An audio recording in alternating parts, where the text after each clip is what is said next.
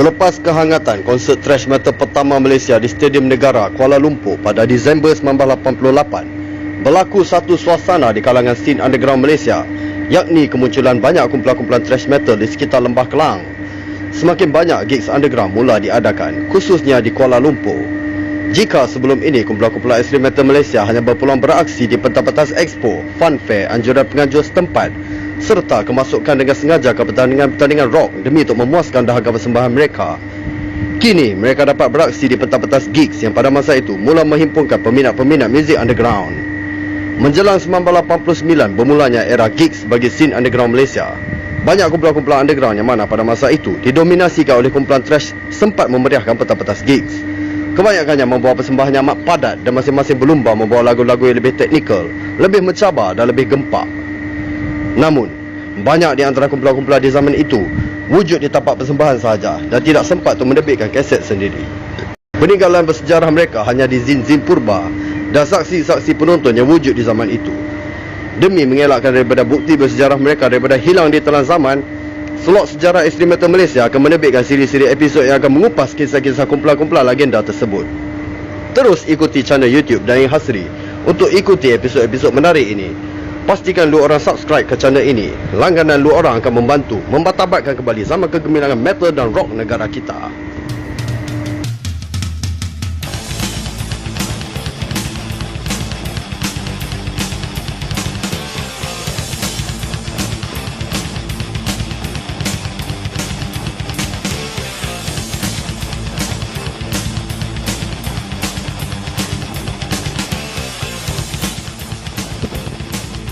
Kumpulan Picagari dibarisi oleh 3 pemuzik profesional, iaitu Shidi, Nen dan Araya.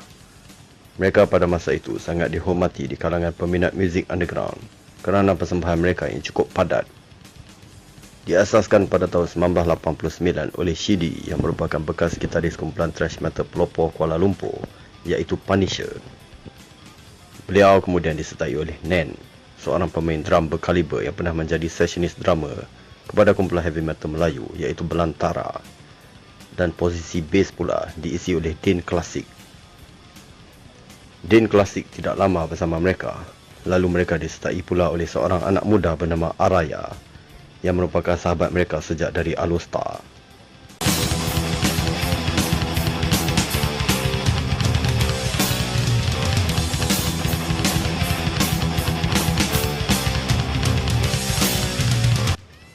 Araya sebelum itu pernah bersama kumpulan Merciless Dead, yang mana hayat kumpulan tersebut tidak kekal lama. Bersama Araya, mereka menamakan kumpulan mereka dengan nama Picagari, sebuah nama unik yang pastinya mudah diingati. Dengan memilih thrash metal brutal dari Sodom, Kreator dan Slayer sebagai inspirasi musikal mereka, Picagari mula giat berlatih dan tidak lama untuk memulakan persembahan pentas di sirkuit gigs thrash yang semakin kerap, di mana boleh dikatakan ia diadakan hampir setiap minggu menjelang tahun 1989. Gig pertama Picagari adalah pada 4 Mac 1989 di Pesta Thrash Galactica, di mana ia diadakan di Galactica Roller, Kompleks Kota Raya, Kuala Lumpur, bersama-sama Punisher, H2O, W12 dan Assault. Nama Picagari antara yang paling disebut dan diingati pada masa itu. Manakan tidak, mereka hanya tampil sebagai barisan ahli trio, namun mampu membawa persembahannya cukup mantap dan mengagumkan. Nama Picagari mula menjadi sebutan peminat-peminat muzik thrash seluruh Malaysia. 2 April 1989, Picagari sekali lagi dijemput beraksi di konsert Thrash 2, juga bertempat di Galactica Roller. Gig ini dikatakan amat padat dan penuh dengan peminat muzik thrash. Malah ramai peminat thrash dari seluruh negara datang dan rata-rata memberi rimak mereka datang kerana ingin melihat Sodom Malaysia beraksi. Ya, itulah Picagari. Sodom Malaysia atau Bobenhagel Malaysia adalah gelaran peminat muzik metal pada masa itu kepada Picagari, kerana trio tersebut yang menyerupai trio Sodom sewaktu atas pentas. Dengan pembawaan lagu-lagu cover dari Sodom yang cukup sempurna, ia cukup membuatkan dahaga para peminat metal pada masa itu kekenyangan.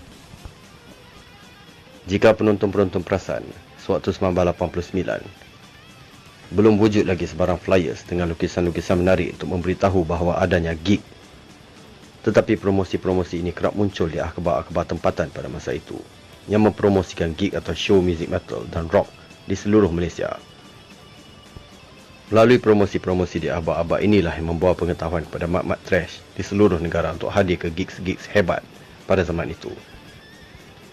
Seperti di gambar ini, 10 Jun 1989 merupakan tarikh bersejarah buat Galactica Roller kerana ia merupakan antara show terakhir seperti ini diadakan di tempat itu, dan Pichagari turut dijemput untuk memeriahkan gig tersebut.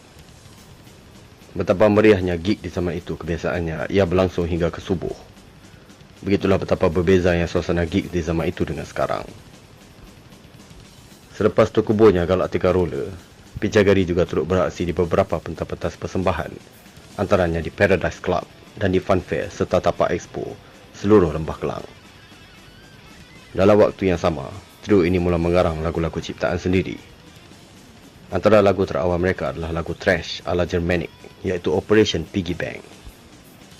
Seperti kebanyakan kumpulan lain pada masa itu yang teruja dengan tindakan Rato menerbitkan demo tape ekstrim metal pertama di bumi Malaya ini, Pichagari juga turut merencanakan agenda untuk merakamkan demo tape mereka. Namun, kemasukan tahun 1990 bukan satu permulaan baik buat Pichagari, di mana drama berbakat mereka iaitu Nen telah mengundur diri dari meneruskan perjuangan. Dengan kehilangan tunjang utama Pichagari terpaksa menguburkan hasrat mereka untuk menerbitkan demo tape. Pada 15 Disember 1990, atas permintaan ramai peminat ekstrim metal dan atas bantuan Oli di posisi drum, Shidi dan Araya dapat bergabung semula untuk mengadakan persembahan di Paradise Club Komplek Kota Raya sebagai kumpulan undangan utama. Persembahan tersebut merupakan persembahan terakhir Raja Pentas Thrash Metal Malaysia iaitu Pichagari di zaman itu. Ia seolah-olah dijalankan untuk memuaskan rindu peminat ekstrim metal sekalian pada Pichagari.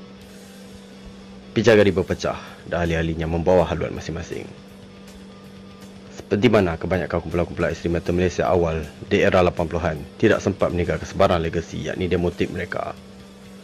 Namun begitu, nama Pichagari tetap terpahat dalam sejarah ekstrim metal Malaysia sebagai Raja Pentas Thrash Metal nombor 1 negara.